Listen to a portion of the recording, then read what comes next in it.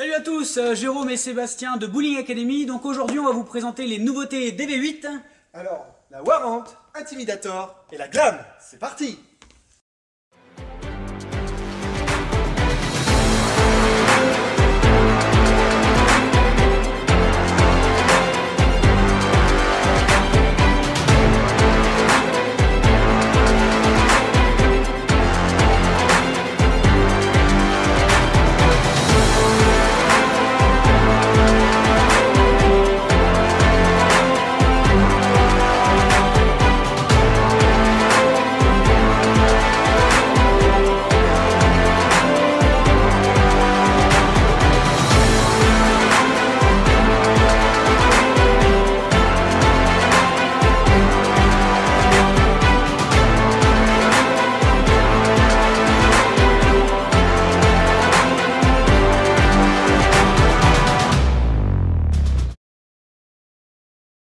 Dernière nouveauté de la série DV8, donc la DV8 Warrant.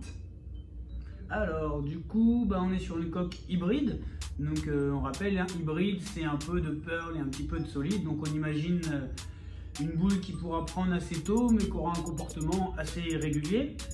Donc au niveau du RG, on a un RG assez bas moyen à 2,50, un bon différentiel à 0,054 et une asymétrie de 0,012. Et ça sera une boule pour des conditions plutôt médium, on va dire.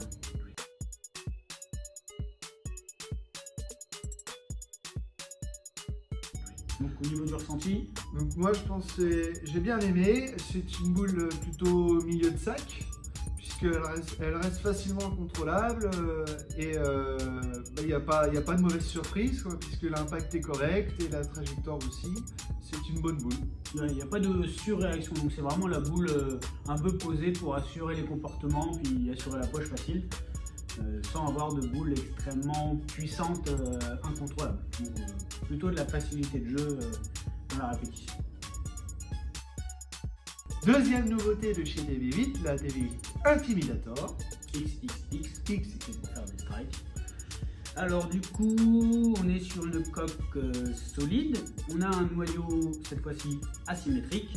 Donc si on compare le RG, on a un RG bas à 2,48, donc un noyau qui va avoir tendance à vouloir se mettre en action assez tôt. Un bon différentiel à 0,051, donc on imagine que la boule aura un fort changement de direction, et une asymétrique à 0,07.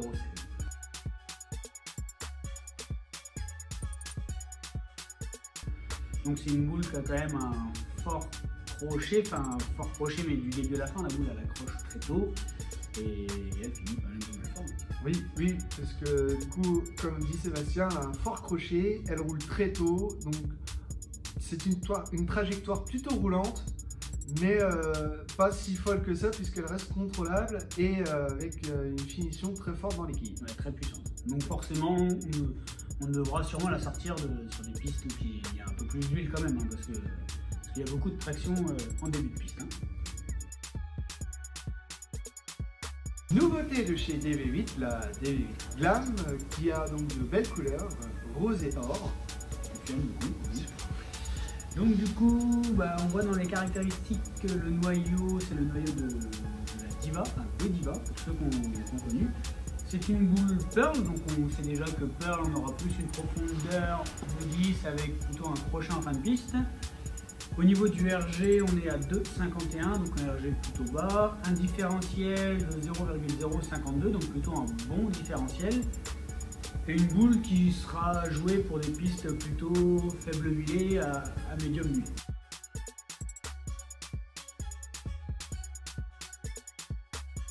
Quand je l'ai joué pour la première fois, j'étais impressionné par son comportement, puisque pour moi elle glisse loin et elle a un fort impact dans les quilles, d'où sa technologie Dynamicore qui améliore l'impact dans les quilles.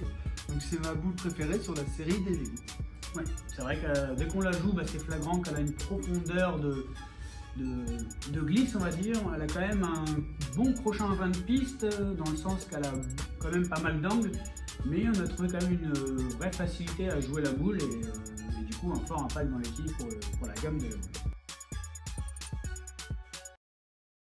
Ce test drive est maintenant terminé. On vous remercie de l'avoir regardé. Pour toute question, n'hésitez pas à nous contacter. On remercie également le groupe Valk de nous avoir envoyé les boules pour pouvoir les tester. On remercie également le bowling Kineball à Metz pour pouvoir le lieu également pour les tester. Retrouvez nos autres test drive DV8 et Radical sur notre chaîne et notre page Bowling Academy. On vous dit à très bientôt dans une prochaine vidéo. Ciao!